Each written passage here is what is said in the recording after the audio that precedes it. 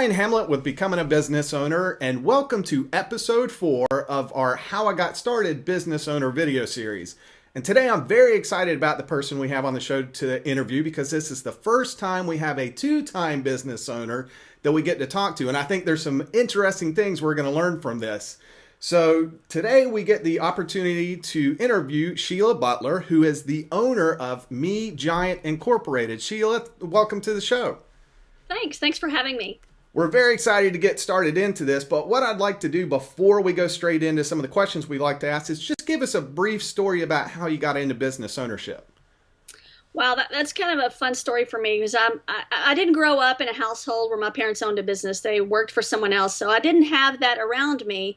But I got into healthcare. So I was a respiratory therapist for many years. I got into healthcare and healthcare education.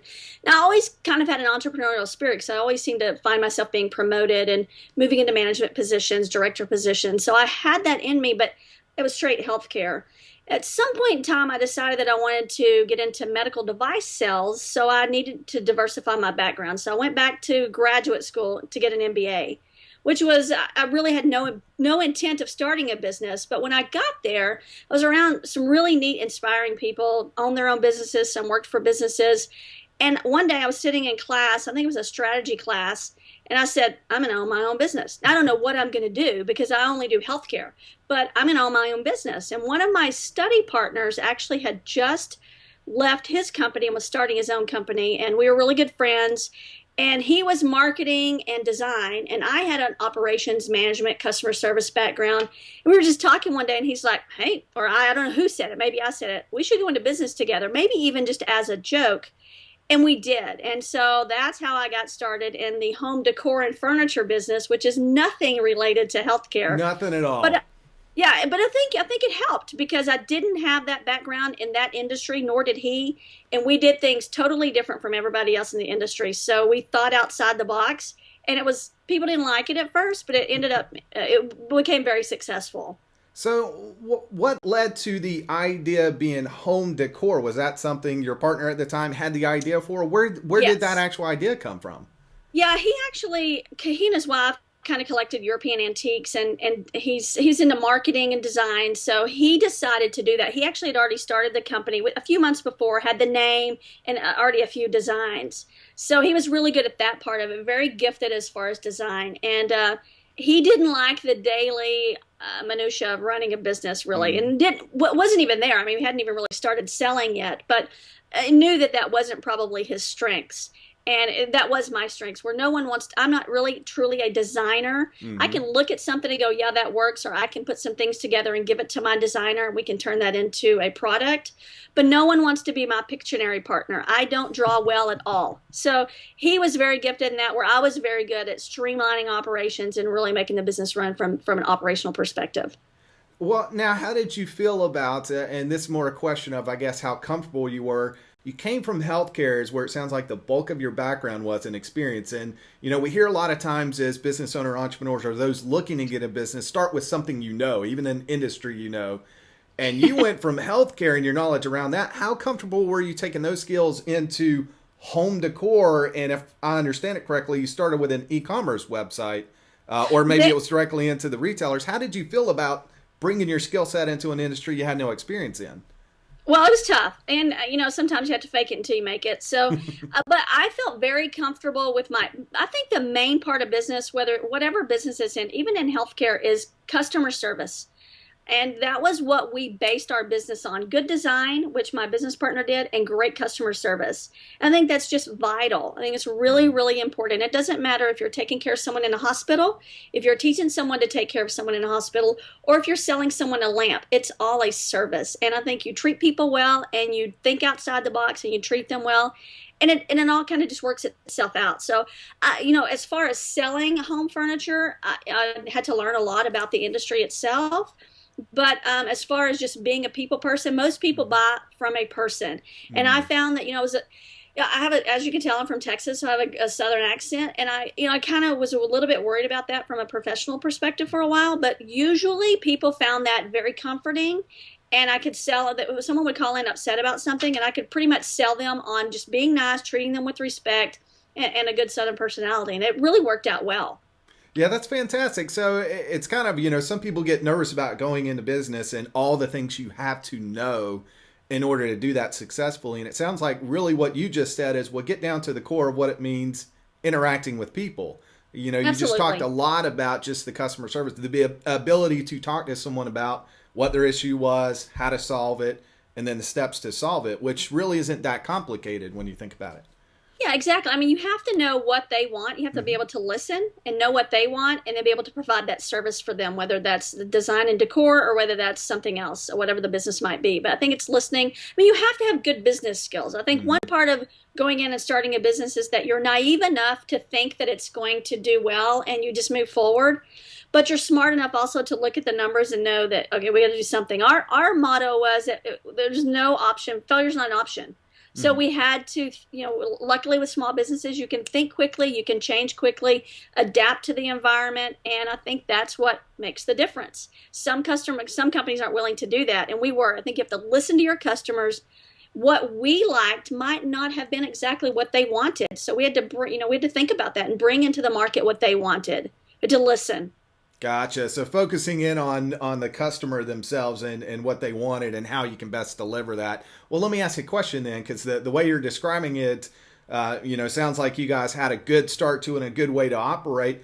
But just like in any business, I'm sure you faced some challenges with that first business. Can you tell us some stories about some challenges that you and your partner had to face and Sure. how you tackled them?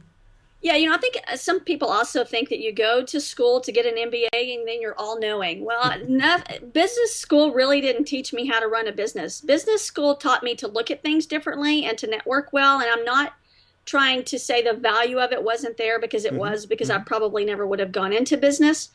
But you people usually probably have the skills that they need if they have that mindset. But it's different. No one taught us how to cube out a container, so no one taught us how to deal with the Chinese.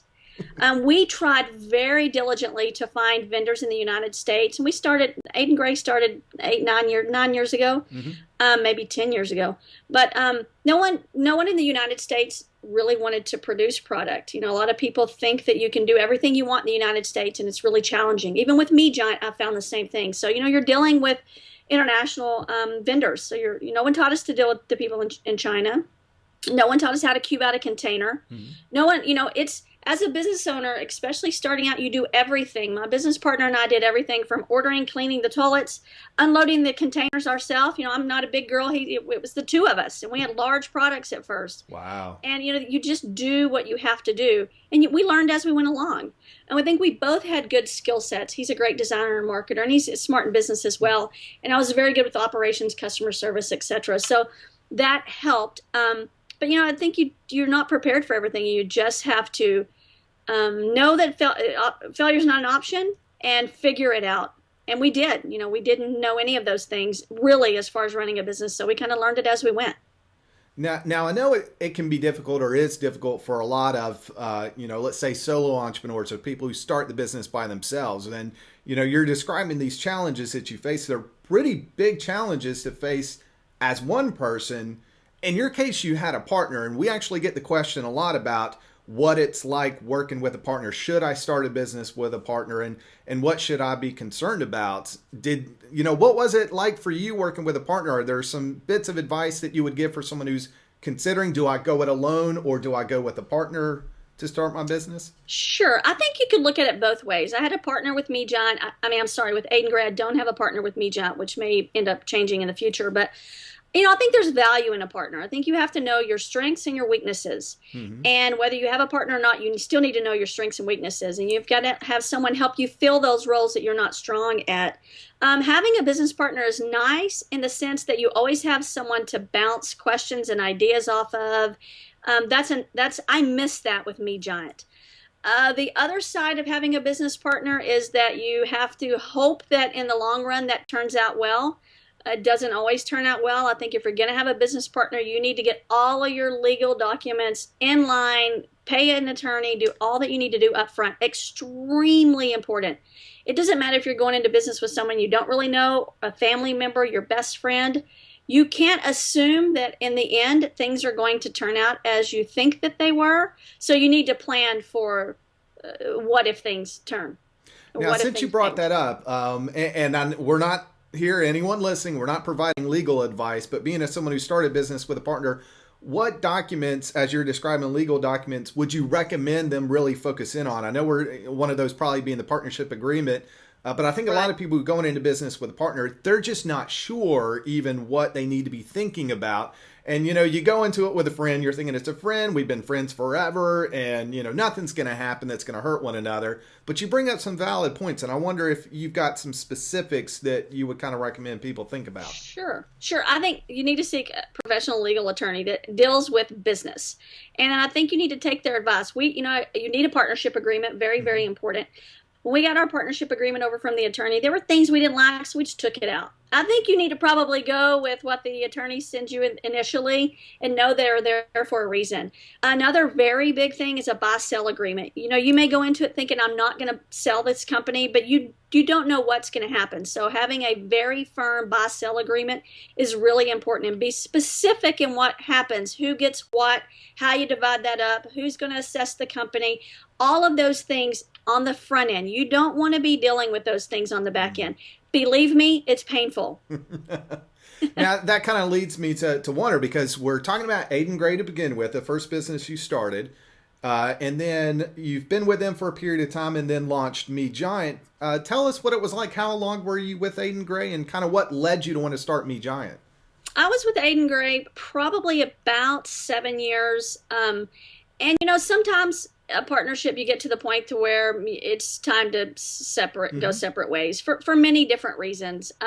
And that's kind of the point we were with Aiden Gray. Plus, I adopted two children in a short time frame. Currently have a 3-year-old and a 2-year-old, so they're under the age of 3.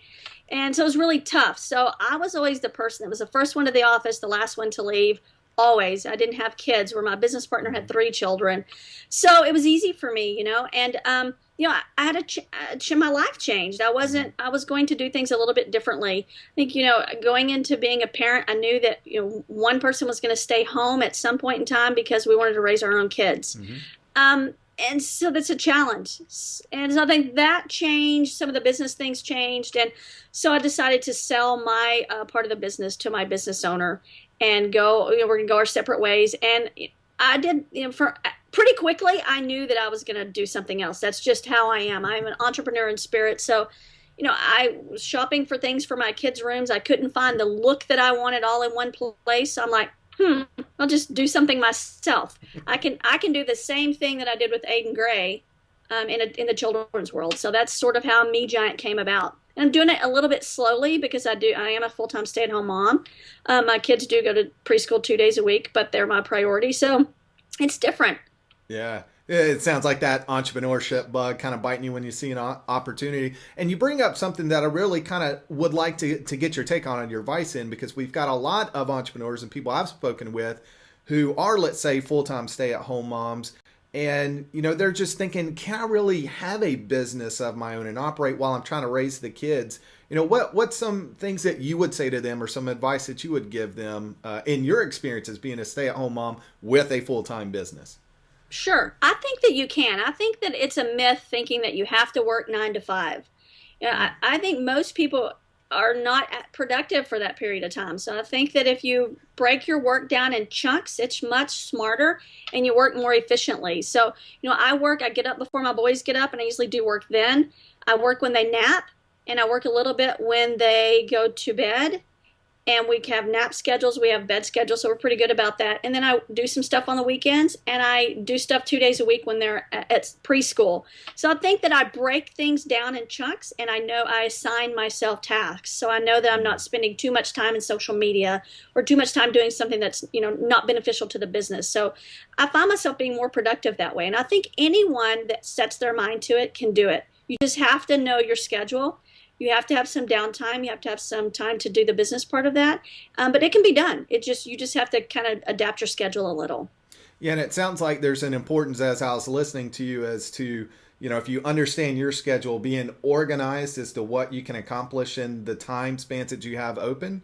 Because I'm assuming, if you think about it, every business is going to be a little bit different. You probably, or may have, let us know if you pick specific slots to do certain functions based on how much time you knew you had available to do that. Is that kind of how Yeah, you did it?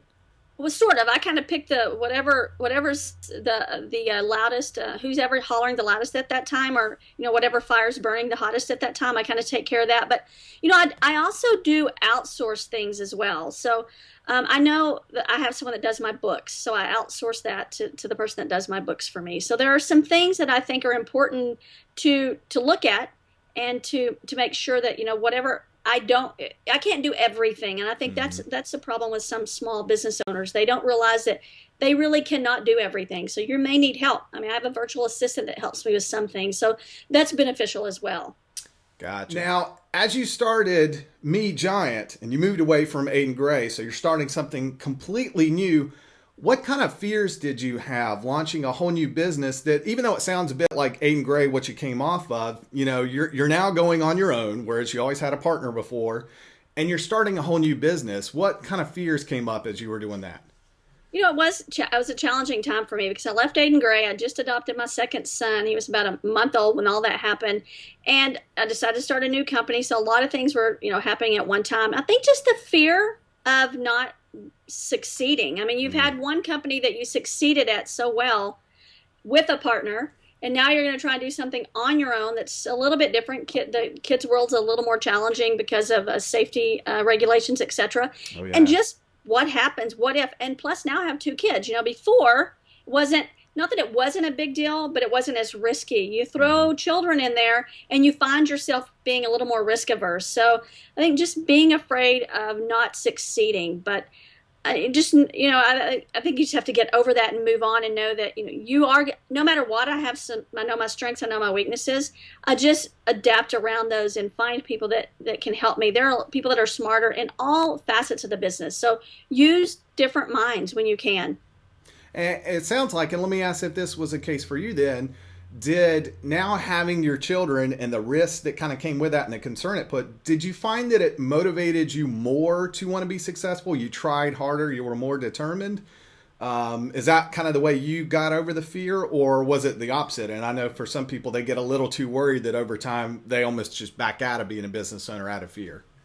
Yeah, I think it probably motivated me a little bit more because I know what I don't want to go back and work in corporate America because I don't want to have those hours and not have the flexibility with my kids' schedules. So I think it's important to move forward and and again, failure's not an option. So I just have to figure it out. And I think my kids motivate me to do that. I want to be able to provide them with the things that I want them to have or think that they need, or, and be flexible with that. Mhm. So I think succeeding with Me Giant is important to me. And it sounds like you've got the perfect little research group there with your own kids and you're creating products for kids. So let me kind of ask you with that, and you probably have some friends that have kids. I've seen the pictures on the website. Some of those I'm sure could be professional and you've got other people bringing their kids in. But, having targeted this specific group and creating Me Giant, when did you start to see, and I'm not talking just profitability, but when did you start to see the moment where you knew, I think this is going to be successful? How long did that take for you? I think initially when people started seeing the designs, they liked it, and even but your family always tells you they like it. They think that you're great no matter what. But I think when other people start to see it as well, and I really tried to just launch online retail initially, and that is really challenging. And I studied it a lot, and it's still really challenging. And I decided in December that I was going to go back to the wholesale route, which I'm accustomed to. So I really launched a full new line of Me Giant products at the January market in Dallas this year. And Wow. with people's response was huge because I thought it looked good. Mhm. And I've spent a lot of time and effort designing the products, working with the design team, get that out there. But to me, it looked great. But for people to actually walk up and go, "Wow, we've not seen a kids line like this in a long time." And to get picked up by a new showroom, and they said to me, "We've been looking for 3 years for a kids line that really fits the need, and you guys have done it." And I'm thinking, wow. Then you feel, you're like, oh, Yeah. well, it's not just me. I think, you can convince yourself that it's great, but when other people in the industry look at it and go, wow, that's really awesome, that's a good feeling. That you've jumped that first hurdle. So that's Yeah. important. It was an important step. Well, now you got me excited because, you talked about it. It's when you finally got in front of the end consumer, not just friends, families, your supporters, like you said, that tend to be your little Indian tribe and they're all kind of hooting and hollering for you. Well, if you don't mind, let's dive into this a little bit. How did you get that opportunity, you said, for wholesale to get in front of these stores? I know there's some entrepreneurs who've been following us that are thinking of starting their own line of some type of apparel product with no background in the retail industry, don't even know where to start. So, how was that for you, or what did you do to try to get those connections?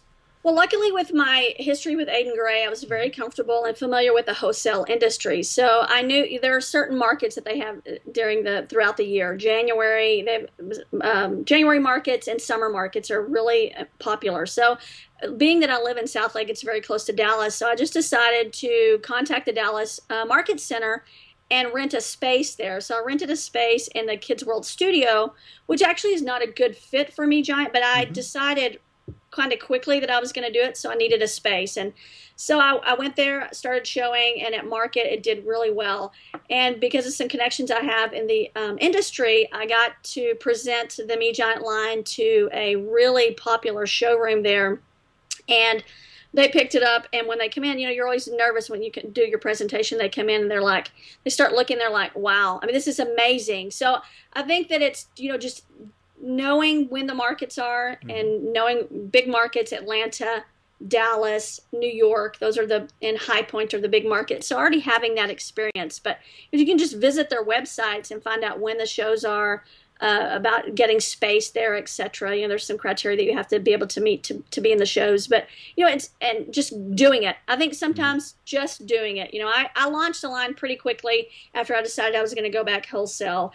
I just did it. I just made it come together and put it out there in front of people, and so the wholesale was comfortable to me, and it's an easy market. Wholesale to me Mm-hmm. is much easier than retail. Retail is tough unless you have some deep pockets and a lot of backing. Wholesale, it's not that you have to work less, because you're not at all, but you're selling to the retailers that then sell to the end user. Ah, And that's sometimes easier. They buy in volume and in bulk, so it's a little bit more simple that way than trying to sell one frame at a time, or one shirt at a time, or one quilt at a time. You're selling 20, 30s, 40s of something sometimes to a retail store, so that makes it a little bit gotcha. easy on that end.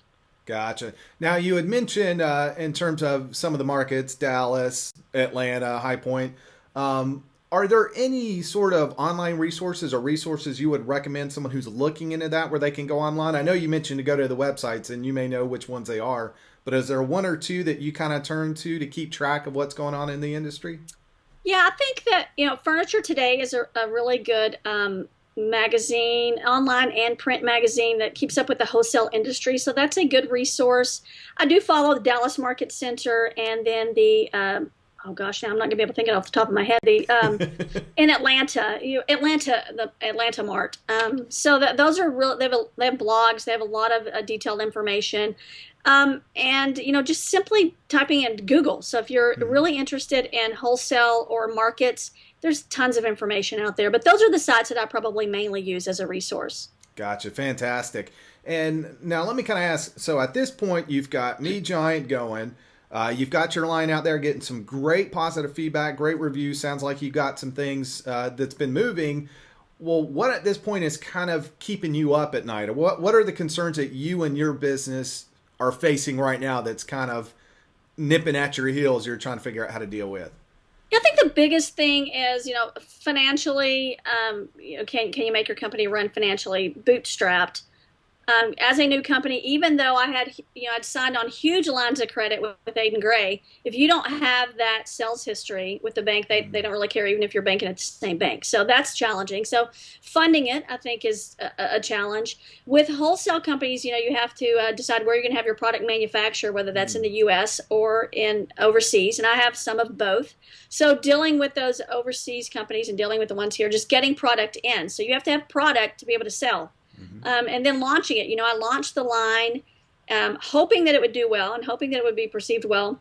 And it was. And then you place the orders. It takes a bit to get those products in. So you're ordering samples, you're spending the money on the design, the samples, etc., putting it out there, and you're hoping that it takes. You're hoping that people like it. So, I think it's just keeping things in the pipeline. That's a challenge. And then you have the whole mix nowadays of, oh, you've got to do this on social media, you have to Hmm. blog, that's challenging. It's all a lot of work. All the But promotion it's for the worth it. business. It's just you just have to stay organized and focused, or you will stay up all night long. You will wake up. I sometimes, not so much anymore, but in the beginning would wake up at 2 o'clock in the morning, and my mind would start going, and it's just easier for me to get up and go work for a while instead of just lying there trying to continue to go back to sleep thinking about it. And you just mentioned, I actually want to dive into two different pieces. You just mentioned the fact that funding is something that you're really concerned about with your business operating and the financial aspect of it. And you mentioned bootstrapping, and I understand there's quite a few who may know what that means, but I'd love to get what is kind of your definition of bootstrapping, and if you can share with us, what are kind of some of the methods you use to get yourself off the ground using the bootstrap method that you're talking about? Sure, I think I consider bootstrapping basically not having any loans out there, actually using your own money and getting the company lean, like running the company lean to get it up and going, doing the things that you need to do and have to do, but not putting yourself in a huge amount of debt while you do it. I know that there's both sides of it, good debt, bad debt, but I had savings. I had some money from the sale of my other company. But also you have to be careful about how much of that you're going to put in a new business. Yeah. So that's kind of what I did. I just used savings to try to be smart about what monies were going to what part of the business, and just taking it one step at a time and trying to be as resourceful and lean as possible. Yeah, I appreciate you sharing that, because I really have heard that as one of the major questions that are both the hold up for going into business and the ones who have gone into business. The biggest thing they're afraid of is the whole financials of how you support the business. And some of them that aren't as aware of the different ways to get the money, they're constantly thinking, well, how do I get the business loan, and how do I Right. get, depending on what they're launching, some investors involved in my business. And the whole idea of bootstrapping, while not new, sounds like something that's really kind of been something that people have gravitated towards, but I think there's a lot who still don't know. So it's good to hear that from your experience, how it works. Yeah, because it's tough getting a bank loan. It Hmm. really is. Even in today's, it's getting better, but it's really tough. And whether you borrow money from your family, whether you take it from your savings, whatever you do, I think you just have to use that money wisely. But biggest problem for me is you go from a company that's extremely successful. Um, I probably shouldn't say the exact revenue numbers. Multi-million dollar company Hmm. with Aiden Gray, to something brand new is Hmm. really hard because, see, I know how it can be, so I Hmm. want this, and I'm still here. So it's really challenging, and I have to pace myself, and that's probably another big problem with me is that I want to sometimes grow too quickly, and that's not the best thing to do. I think it's smart to make good decisions, introduce products that are pretty streamlined, Hmm. and know that you want to be to a certain point one day. It's like, you always hear that kids want the home that their parents have and don't really understand they've worked all those years for it. So I think it's the same thing with this business. It's good to have had another business, but it's also challenging because I'm at very minimal sales right now, where I know where I could be and I know how to get there. I just want to be there. That's the tough part.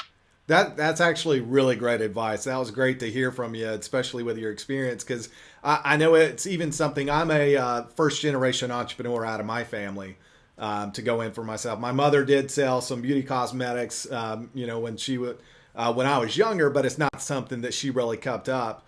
So I had always heard and I think I heard this in business school as well, is you start the business and then just grow, grow, grow, grow, grow, grow, and do it as quickly as you can, and that's what makes you look successful, whether you actually are or not, if anyone knows financially how you're doing.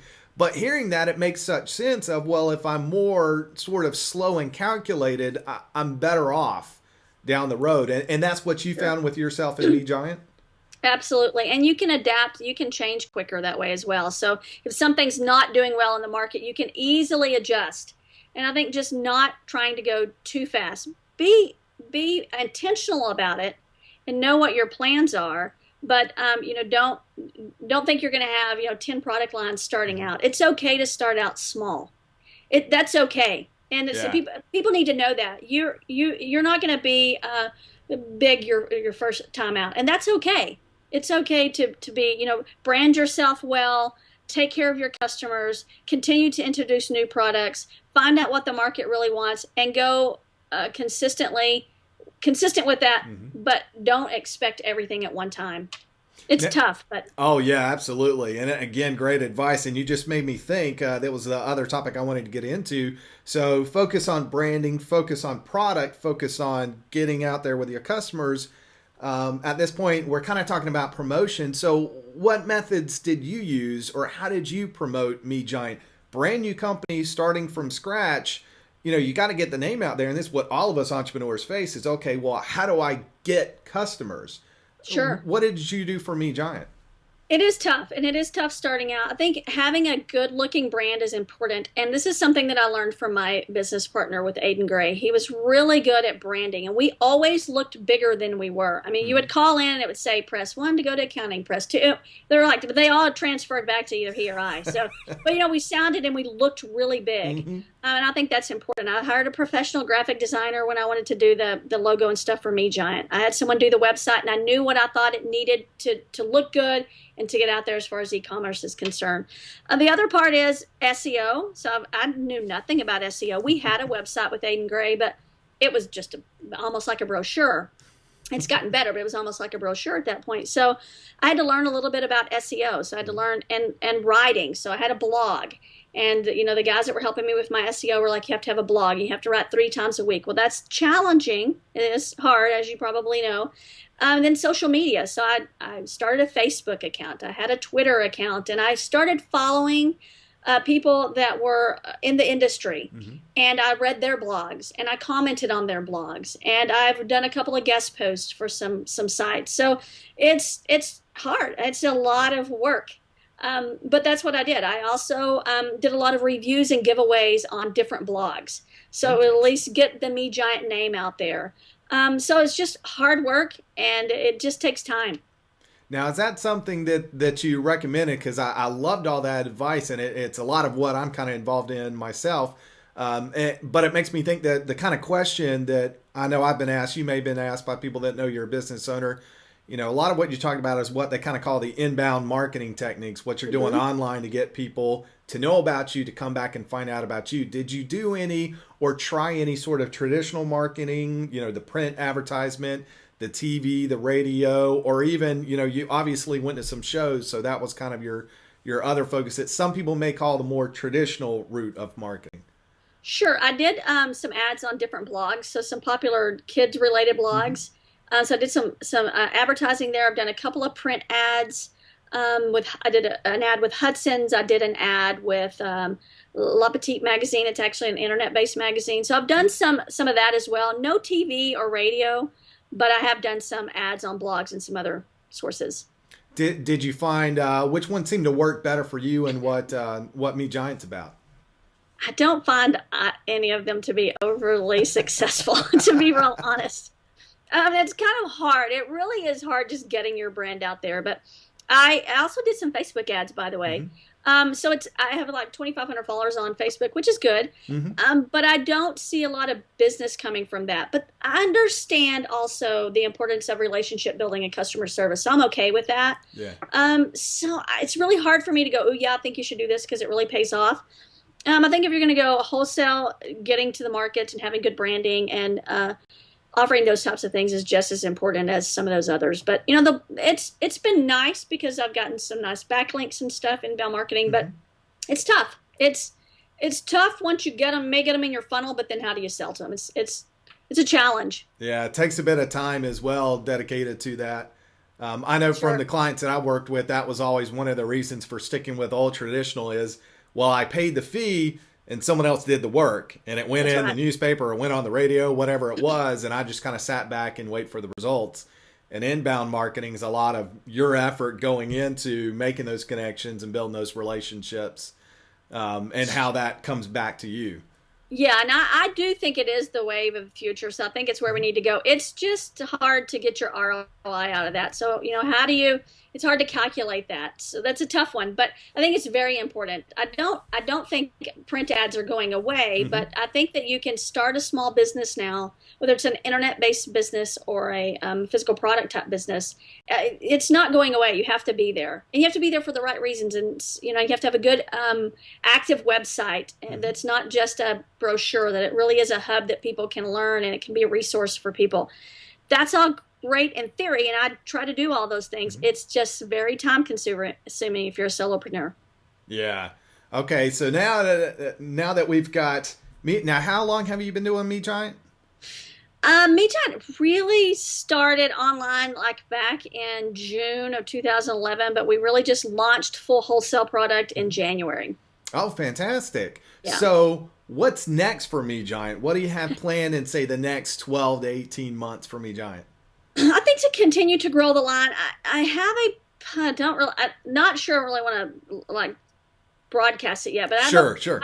I do some small business consulting on the side as well. So there's a company very similar to Aiden Gray that I go in and help them with their operations a lot. And they're a really good company. And we, kind of teetering around on kind of partnering on some things. So I kind of see that, but would really just be for faster development of products. So I see the Me Giant line growing to include furniture, decor, lighting, and wall accessories. So I really see it Wow. branching out to be a full service children's line with a cute, fun, playful, but sophisticated spin.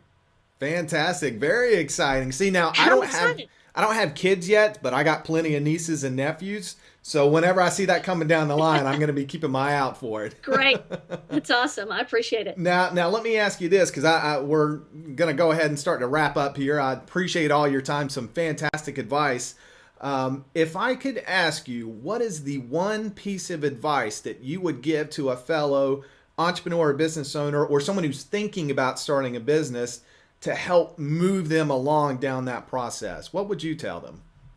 I think the biggest thing is, and this is something that I've just learned really probably more over the last 2 years, is that people have a lot of skill sets that they just don't realize that they have. And Mm, a lot of people work in jobs that they really hate. And what I have found over the last couple of years that people really can start a business. It's just you have to get over that fear.